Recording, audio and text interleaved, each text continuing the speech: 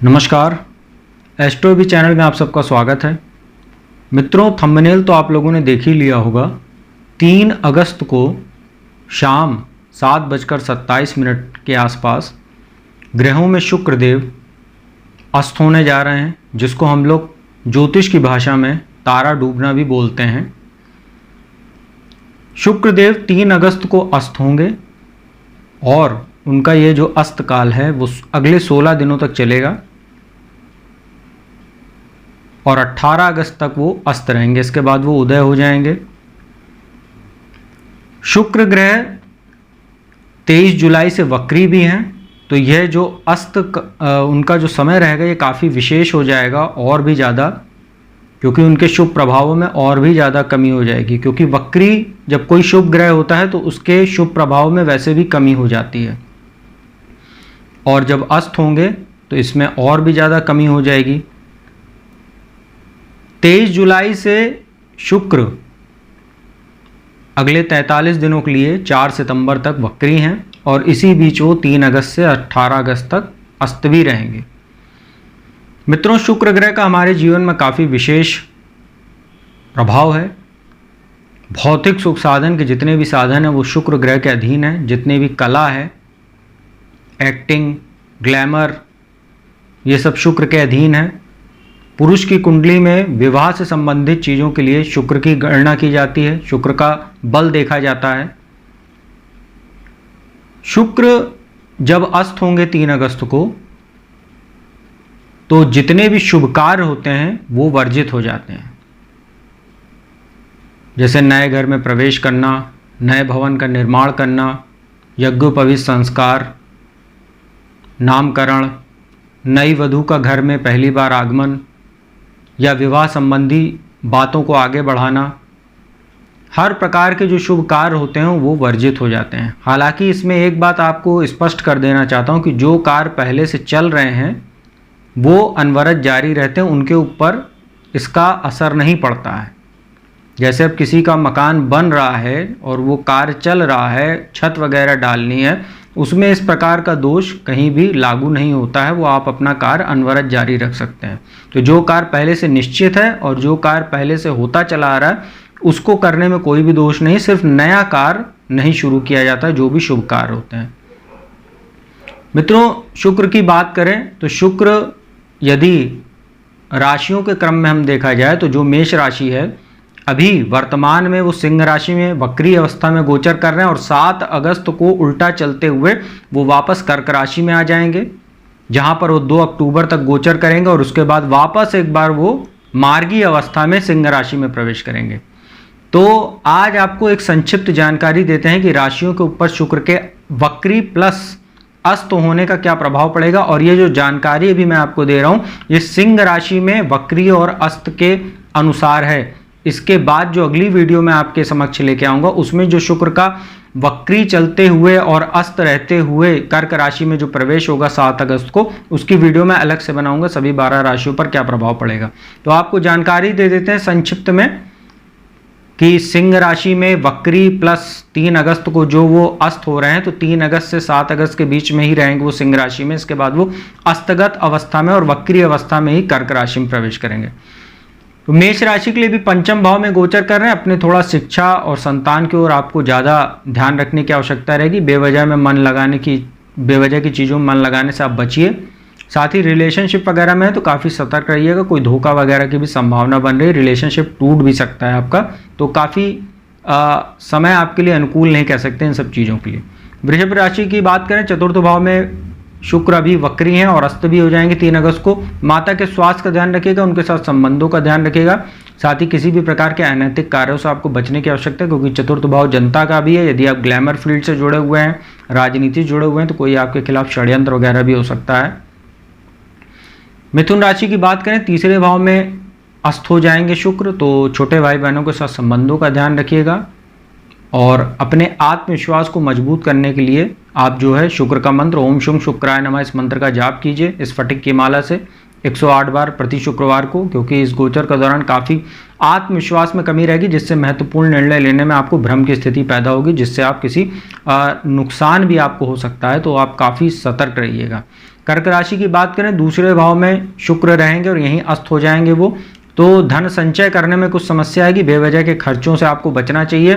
साथ ही स्वास्थ्य भी आपका प्रभावित होगा। अष्टम भाव पर शुक्र की दृष्टि रहेगी, वहाँ शनि भी बैठे हुए हैं, तो कुछ स्वास्थ्य संबंधी समस्या आपको देखने को मिलेगी। मूत्र विकार या डायबिटीज जैसी समस्याओं से आप पहले से पीड़ित हैं तो वो बढ़ भी सकती है, तो सतर्क रहिएगा।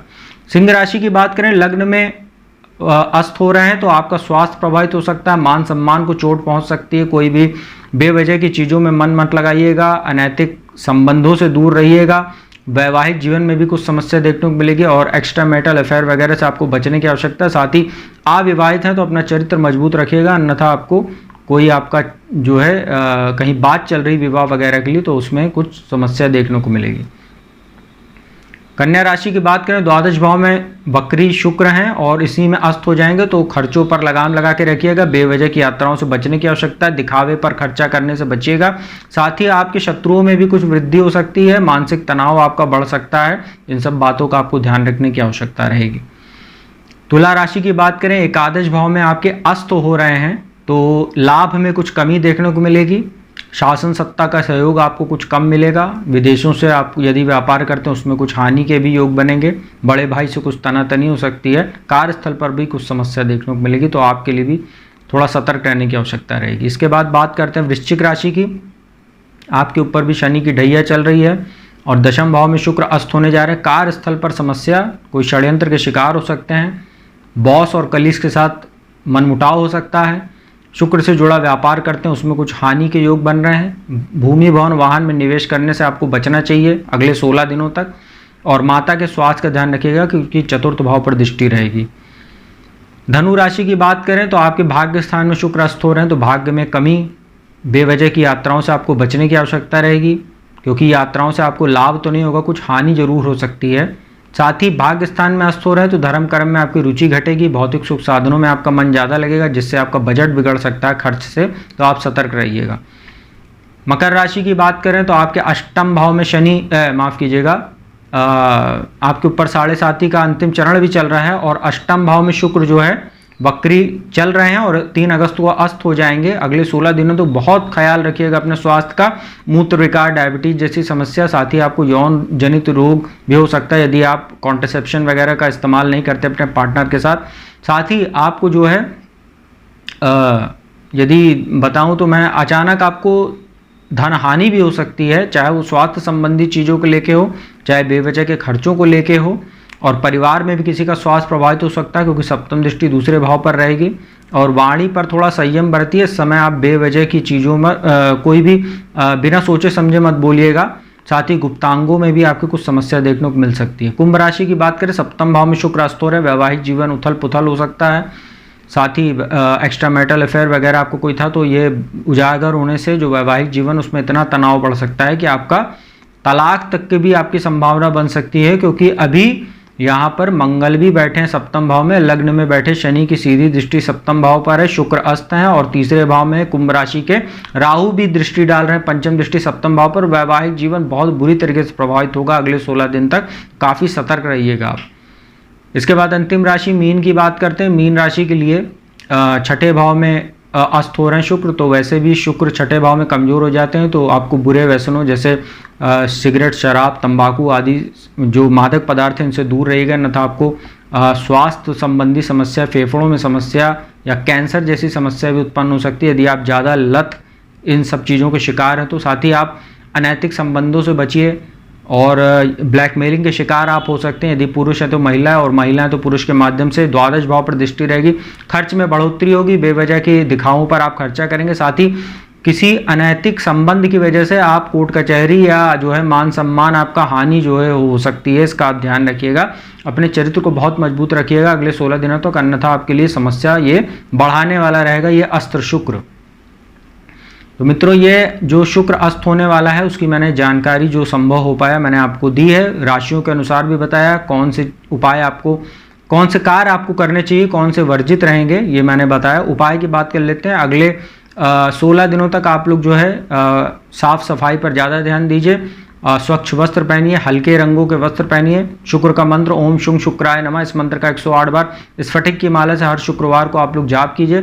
साथ ही शुक्रवार को माता लक्ष्मी के चित्र अथवा मूर्ति के समक्ष जो है गुलाब के पुष्प अर्पित कीजिए। साथ ही एक रुई के टुकड़े में थोड़ा सा गुलाब का इत्र लगाकर उनके चरणों में अर्पित कीजिए और खीर का प्रसाद उनको अर्पित कीजिए। ये आप सभी लोगों के लिए बहुत अच्छा रहेगा। जो शुक्र अस्त हो रहे हैं इसके अशुभ प्रभावों में कमी करने का काम करेगा। तो मित्रों, उम्मीद करता हूँ वीडियो आपको अच्छी लगी होगी। यदि वीडियो अच्छी लगी तो चैनल को सब्सक्राइब कर लीजिएगा, बगल में बेल आइकन का बटन उसको प्रेस कर लीजिएगा।